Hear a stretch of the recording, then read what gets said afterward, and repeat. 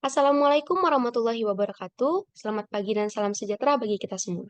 Terima kasih kepada Bu Ulfa Khaira selaku dosen pembimbing dan penguji dalam sidang konversi SKS Studi Independen.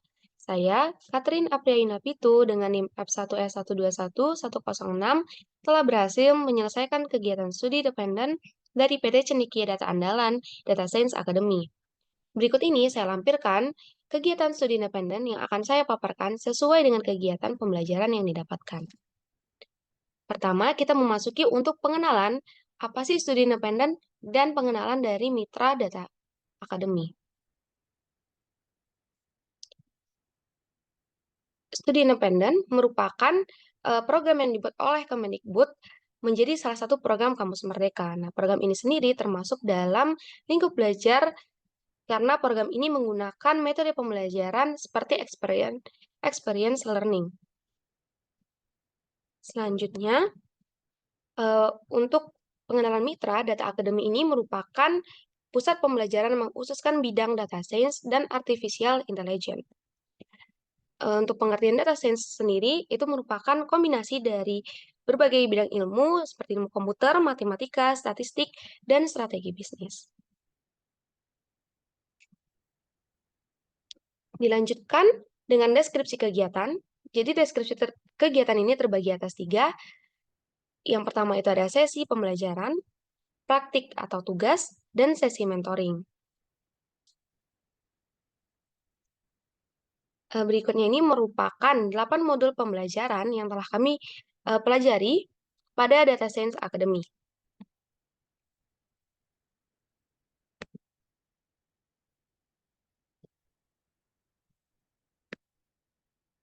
Kita masuk untuk proses dan hasil pembahasan dari 8 modul pembelajaran yang telah disampaikan tadi.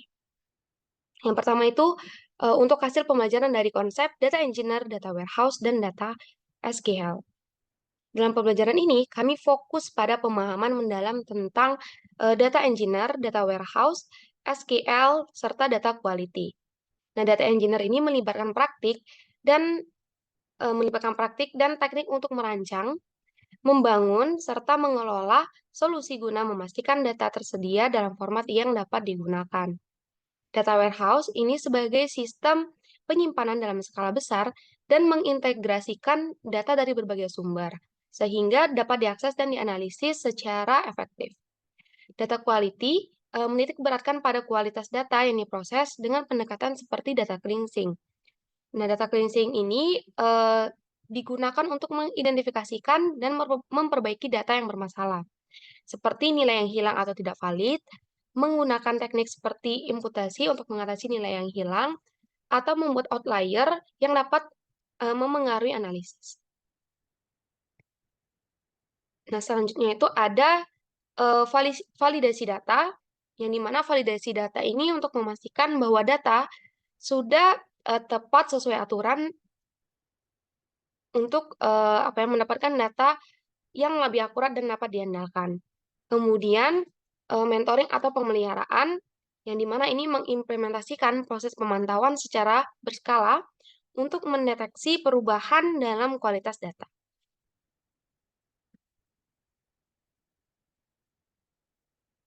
Selanjutnya itu implementasi ETL dengan talent.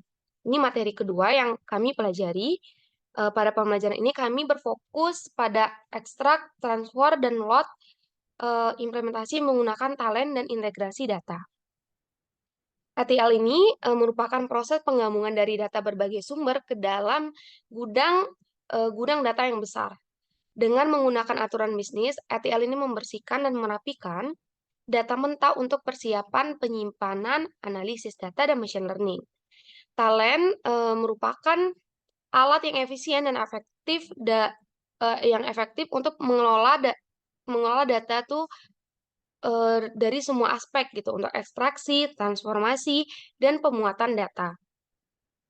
Kita ambil contoh dalam pengekstrakan data itu penjualan harian dari sistem penjualan perusahaan ke dalam format yang dapat diproses seperti CSV atau database sementara. Untuk transformasi data, Itu untuk merapikan data penjualan dengan menghapus entry yang tidak lengkap, mengisi nilai yang hilang, dan mengkonversi format tanggal menjadi format standar untuk konsistensi.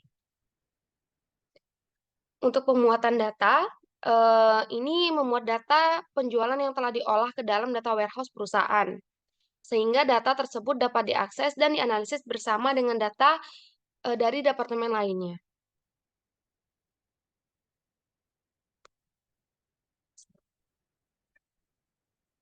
Selanjutnya, pengantar data science dan big data science.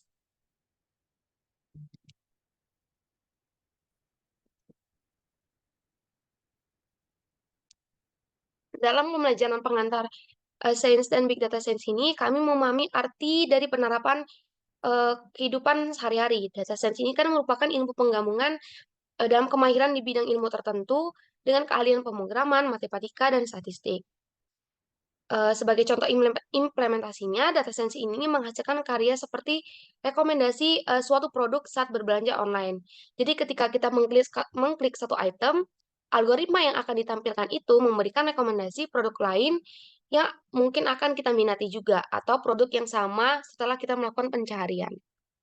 Nah, selanjutnya, itu untuk materi dasar statistika untuk data science. Modul ini mengajarkan dasar-dasar statistika menggunakan Colab yang awalnya materi ini mencakup langkah-langkah untuk memeriksa apakah suatu dataset ini bersifat normal. Contohnya, misal kita memiliki dataset penjualan harian suatu produk.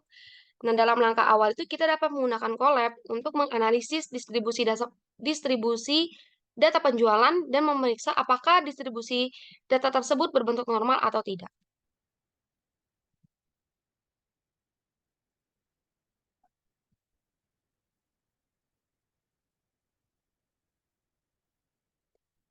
Nah, untuk materi selanjutnya itu eh, Python untuk data science. Jadi Python ini telah menjadi bahasa pemrograman yang populer dalam dunia data science karena berbagai alasan ya, termasuk kelengkapan pustaka-pustaka analisis data seperti NumPy, Pandas, eh, Matplotlib, Seaborn, dan Scikit-learn.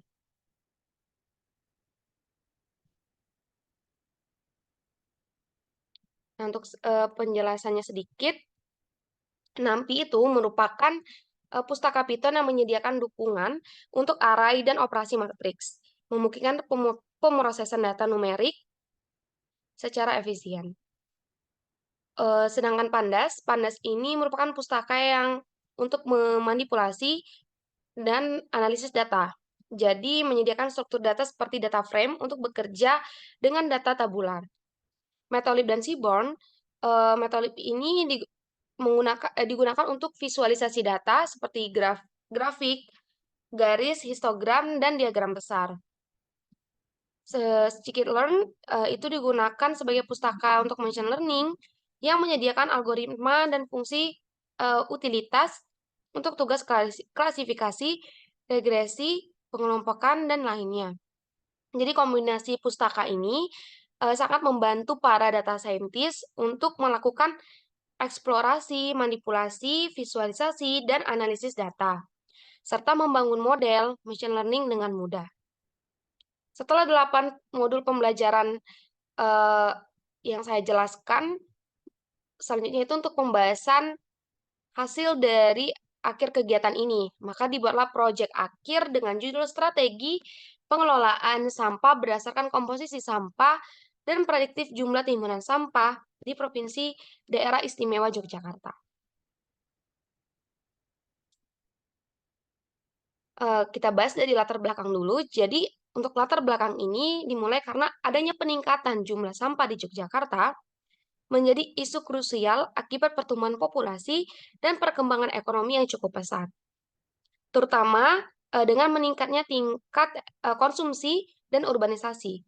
Nah, fenomena inilah yang menyebabkan peningkatan produksi sampah domestik dan komersial yang signifikan. Memerlukan perhatian khusus untuk mencegah dampak negatif ini menjadi lingkungan yang tidak sehat merusak lingkungan dan kesehatan masyarakat. Nah, proyek ini melalui analisis komposisi sampah dan model prediktif bertujuan untuk mengidentifikasi pola konsumsi dan pemahaman pertumbuhan sampah di masa depan.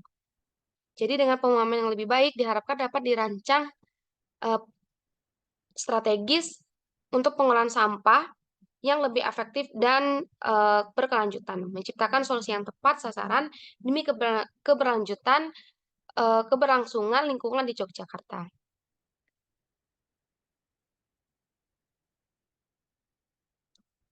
Selanjutnya itu data collecting. Jadi dari mana sih data-data ini kami dapatkan?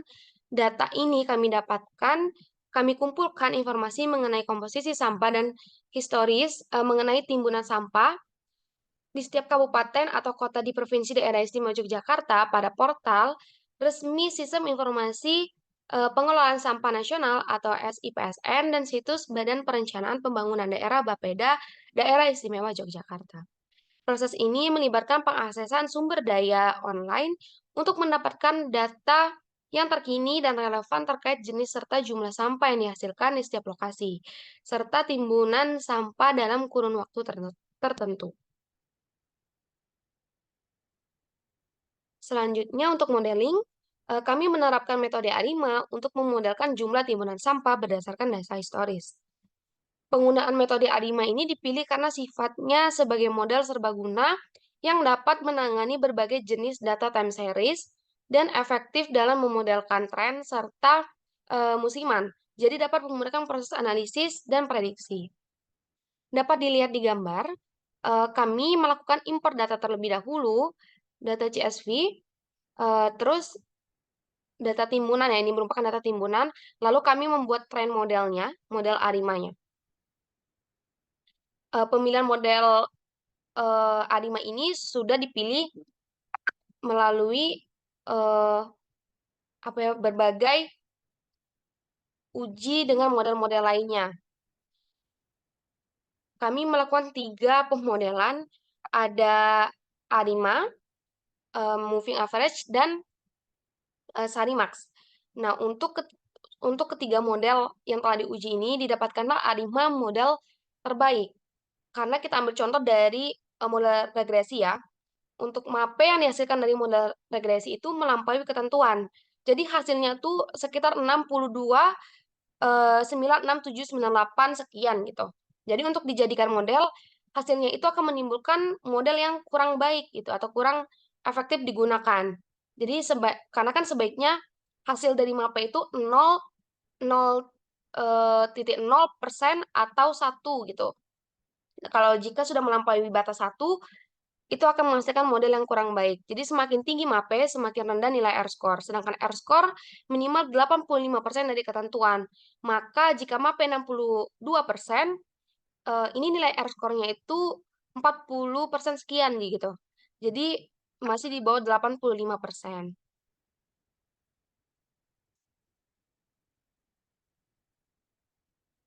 Berikut ini untuk visualisasi dari model yang telah dibuat, analisis yang telah dibuat. Nah, berikut ini ditampilkanlah historis timbunan sampah dalam kurun waktu dari 2016 hingga 2022. Berikut ini kabupaten-kabupaten yang ada di daerah istimewa Yogyakarta.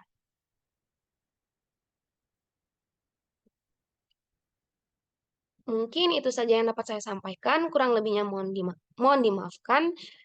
Semoga hasil presentasi saya ini dapat membantu, dapat menunjang dalam penilaian konversi SKS dalam studi independen yang telah saya jalankan. Kurang lebihnya mohon maaf Ibu. Wassalamualaikum warahmatullahi wabarakatuh.